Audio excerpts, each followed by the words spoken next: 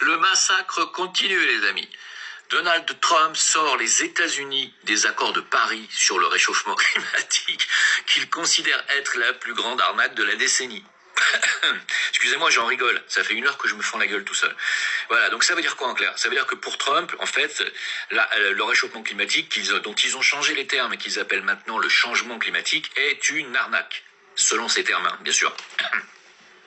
Il considère que c'est du gros bullshit puisqu'il lui-même connaît des tas d'investisseurs dans l'immobilier, des promoteurs qui construisent sur des bords de plage, des bords de mer, partout dans le monde, dans les endroits les plus paradisiaques de la planète. Et comme il le dit lui-même, ces gens-là ne construiraient jamais, en ayant le moindre doute, que la mer pourrait monter de 20 cm ou 1 mètre d'ici un siècle. Il ne le ferait pas.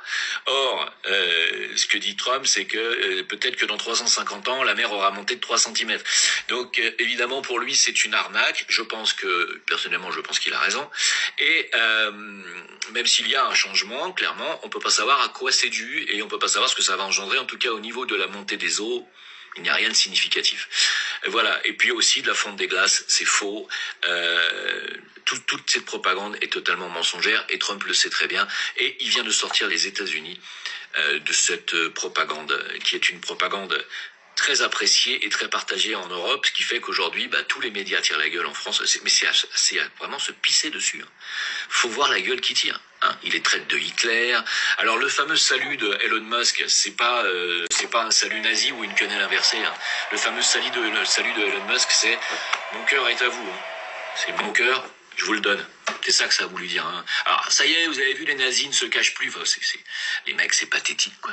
Moi, j'ai jamais vu une clique de débiles mentaux pareil que les dirigeants actuels européens et leur relais médiatique. C'est pathétique. On va résumer ici toutes les dingueries que Candace Owens a déjà sorties. On n'est même pas encore le 30 janvier qu'elle a déjà commencé à balancer. Elle va ouvrir les yeux du monde entier sur le système mafieux français. Franchement, merci. Tu veux voir la vidéo en entier? Elle est sur mon lien en bio. T'as qu'à cliquer, tu verras marqué Candace Owens. Elle commence en disant que l'Occident est clairement en train de s'effondrer et qu'on est dirigé par 2 gros bébés, voire même 2 gros... Parce qu'en gros, ils disent « Ah, s'il te plaît, ne dis pas ce que je te dis. » Elle dit « C'est des chefs d'État, ça !» Elle dit que c'est hyper important de savoir si Macron c'est une femme ou un homme parce qu'elle est là à dénoncer le régime des Russes, soi-disant ils sont oppressés, nani nana. Mais en fait, en réalité, ici en Occident, c'est pire. Le fait de dire qu'il est à gauche alors qu'en vérité il est à droite, c'est prendre les Français pour des cons. Tout en relevant la censure qu'on subit depuis l'arrivée des Macron. Elle dit clairement que Isabelle Ferreira, en fait c'est un meurtre dissimulé en suicide parce qu'elle avait des vraies informations réel sur Chibrit. Le procès de Natacha Ray était complètement biaisé parce que les preuves qui ont été demandées à Brigitte n'ont jamais été apportées. Que depuis qu'elle a perdu son procès, son avocat là d'Anglehan, ils lui ont volé son enfant. Je m'appelle François d'Anglehan, on m'a volé mon propre enfant sans aucune raison. Tu sais, la ZEU, la rapte d'enfants, on est au courant. Ils ont même essayé de le mettre en prison, mais ça n'a pas fonctionné, il avait rien fait le gars. Xavier Poussard, un journaliste qui avait sorti le tout premier documentaire en 6 volets sur Brigitte, n'a jamais été condamné. Et même, ils ont essayé de le faire tomber pour antisémitisme, mais ça n'a pas fonctionné. Pareil, il a rien à se reprocher le mec. Elle dit clairement, les Français détestent Macron. Mais elle a raison. Le plus culotté, c'est qu'elle défie Brigitte de venir en Amérique expliquer aux Américains comment une femme ou un homme de 39 ans peut-il être attiré et trouver sexy un gamin de 14 ans. Oui, parce que quand il a fait la pièce, qu'elle a dit qu'elle était tombée amoureux, il avait 14 ans. Qu'elle essaye de venir expliquer ça aux Américains avec une bonne valeur et une bonne morale, qu'on peut trouver sexy un gamin, là. C'est quoi ça? C'est dégoûtant. C'est répugnant, même. Elle dit clairement, si t'as des couilles, vas-y, viens au Tennessee, on va faire le procès là-bas pour savoir c'est qui va gagner.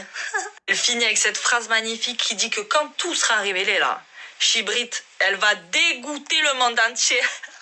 Allez, n'oublie pas de t'abonner et de partager. La célèbre commentatrice politique américaine, Candace Owens, annonce avoir reçu une lettre de mise en demeure du couple Macron avec de possibles menaces de poursuites judiciaires si la chroniqueuse américaine diffuse son documentaire prévu le 30 janvier, affirmant que Brigitte Macron serait en réalité un homme. Yesterday, I received a letter, and I would say that this letter plausibly changed the trajectory of this year, certainly for me. It's coming from a law firm representing current sitting president, Emmanuel Macron, and his wife, Brigitte Macron. Okay. Selon Candace Owens, la mise en demeure intervient quelques jours après que l'Américaine est entrée en contact avec un journaliste français qui lui aurait fourni des preuves jugées irréfutables sur le fait que Brigitte Macron n'est pas une femme, mais bien un homme de naissance.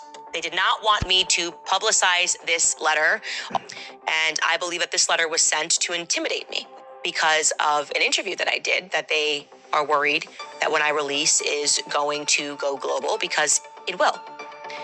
The backstory of that is that during Thanksgiving week, at the end of November, I was contacted by a French reporter claiming to have a trove of evidence to support the claim that the First Lady of France lived as a man named Jean-Michel Trogneux before becoming and transitioning to Brigitte.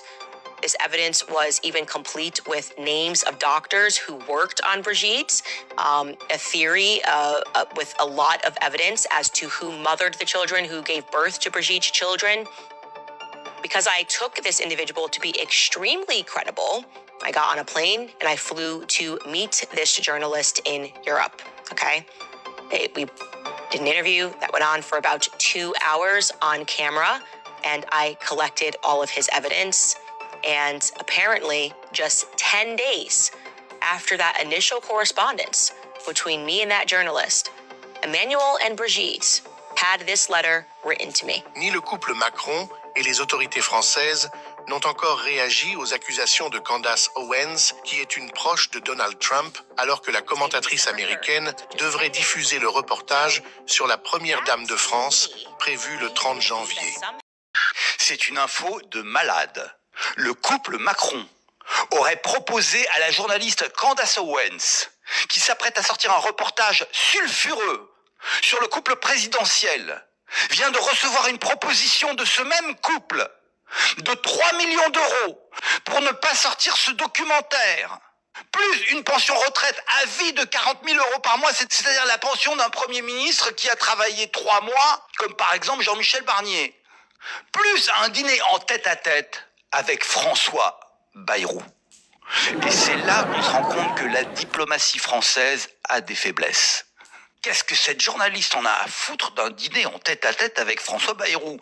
Je pense d'ailleurs qu'aux États-Unis, personne ne connaît François Bayrou. Même dans le monde entier, la France est le seul pays à connaître François Bayrou. Peut-être le nord de la Belgique, et encore. C'est là qu'on se rend compte que la diplomatie française est en rade. Qu'il faudrait pour sauver la France de nouvelles têtes qui connaissent les ficelles de la négociation internationale et surtout les ficelles de la psychologie humaine.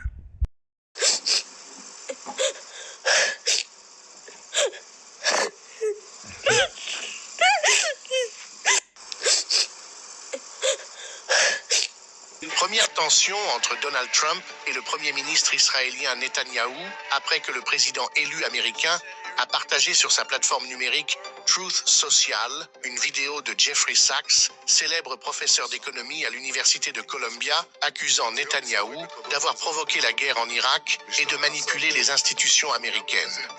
Why did the U.S. invade Iraq in 2003? Where did that war come from? You know what? It's quite surprising. That war came from Netanyahu, actually. You know that? It's weird.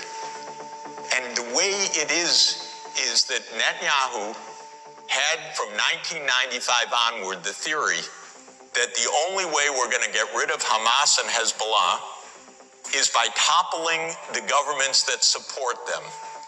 That's Iraq, Syria, and Iran. And the guy's nothing if not obsessive. And he's still trying to get us to fight Iran this day, this week. He's a deep, dark son of a bitch, sorry to tell you. Le partage de cette vidéo par Trump a provoqué la colère en Israël au point que Netanyahou pourrait annuler sa présence à l'investiture de Trump prévue le 20 janvier. Israël dépend pour beaucoup à l'aide de Washington.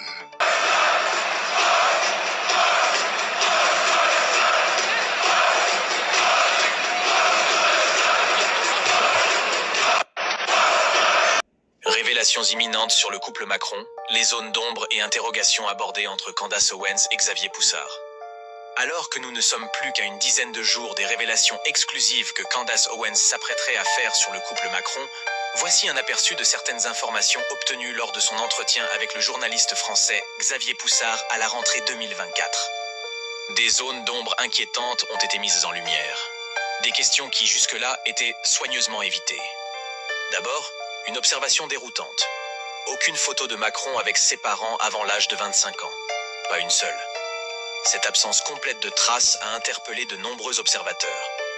Tout comme il semblerait, toujours selon Candace Owens, qu'il soit impossible pour Brigitte Macron de fournir des photos d'elle pendant les 30 premières années de sa vie. Une énigme qui alimente les spéculations. Et ce n'est pas tout. Françoise Noguès, identifiée comme la mère d'Emmanuel Macron, aurait dirigé un programme médical pour personnes transgenres en France. Elle a notamment travaillé dans le service des ALD, affection longue durée, transidentité. L'ALD trans ou ALD 31 permet de bénéficier de la prise en charge à 100% pour changer de genre. Un détail qui, curieusement, n'a jamais été abordé dans les médias traditionnels. Quant à son ascension comme banquier chez Rothschild, là encore, des interrogations. Macron n'avait pas les qualifications habituelles pour ce poste prestigieux, mais est pourtant devenu le plus jeune associé de l'histoire de la firme. Un ancien collègue aurait confié que cette promotion semblait étrangement rapide. Une information troublante lorsqu'un rapport nous apprend que Brigitte Macron est très proche de David de Rothschild, comme une famille. Il est le parrain de Macron. Enfin, un fait troublant. Zoé Sagan, figure clé dans la diffusion de cette enquête, a vu son compte Twitter suspendu. Qualifiée d'artiste subversive et troll complotiste antisémite, la suspension de son compte résulterait de pressions exercées par des organisations influentes. Les pièces du puzzle s'assemblent, mais laissent encore de nombreuses questions ouvertes. Que nous révélera Candace Owens dans quelques jours? Cela pourrait bien changer notre perception de l'homme à la tête de la France. Candace Owens pourrait faire sauter Emmanuel Macron et le faire dégager de la présidence de France. Vous sachiez qu'on n'en parle pas en France de cette histoire parce que tous les médias sont achetés par la Macronie. Mais Candace Owens est en train de foutre un bordel. Les amis, vous pouvez même pas imaginer.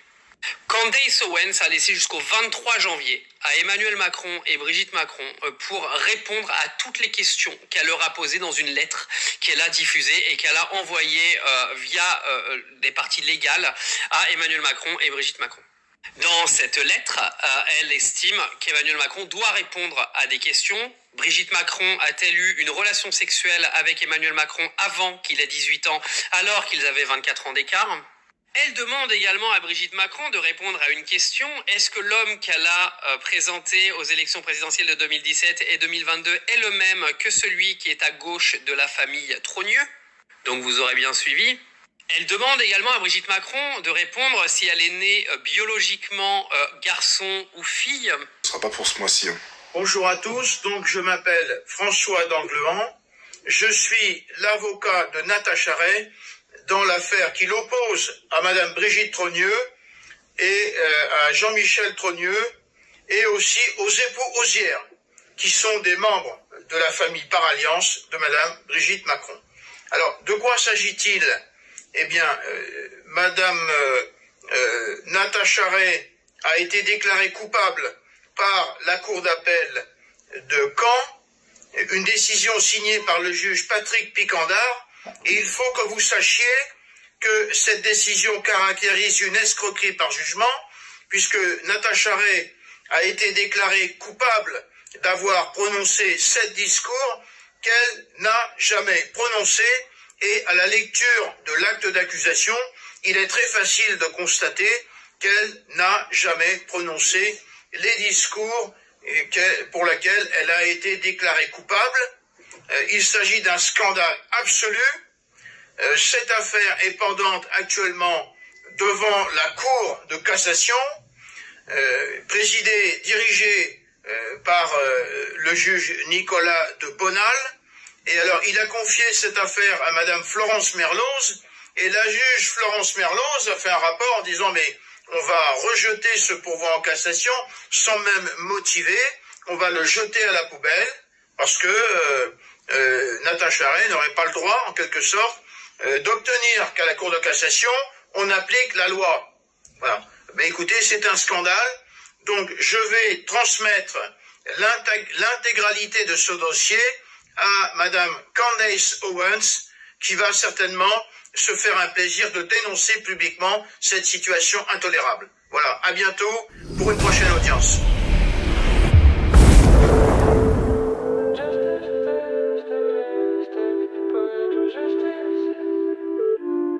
Peuple français, c'est comme les montrées.